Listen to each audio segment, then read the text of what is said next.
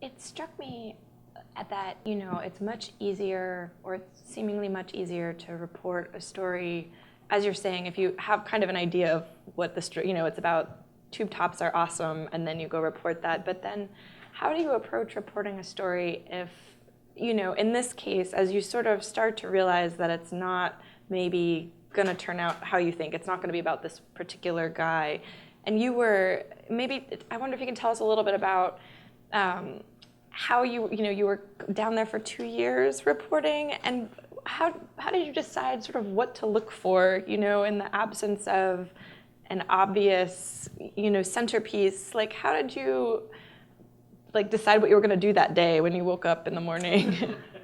That's actually a very relevant question, because there were times when I'd wake up and think, I don't know what to do. I don't know how I'm supposed to be figuring out this story.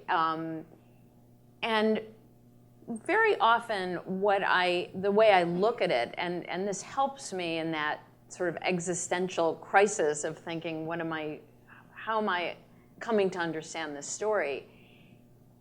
I really look at this process as having two distinct components. One is the reporting stage, where I'm a student.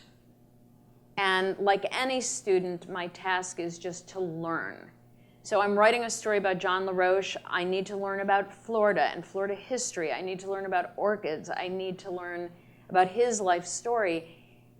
I need an education on all of the components of the story. And so even though I wake up in the morning and there's no particular event to follow, that day I can think to myself, I need to learn more about the Seminoles because they're important in this story. So I'm going to go to the reservation and just wander, talk to people, learn. The second part of the process is where I become a teacher. And I take everything I learned as a student and try to synthesize it and teach the reader about what I learned. And that involves selecting.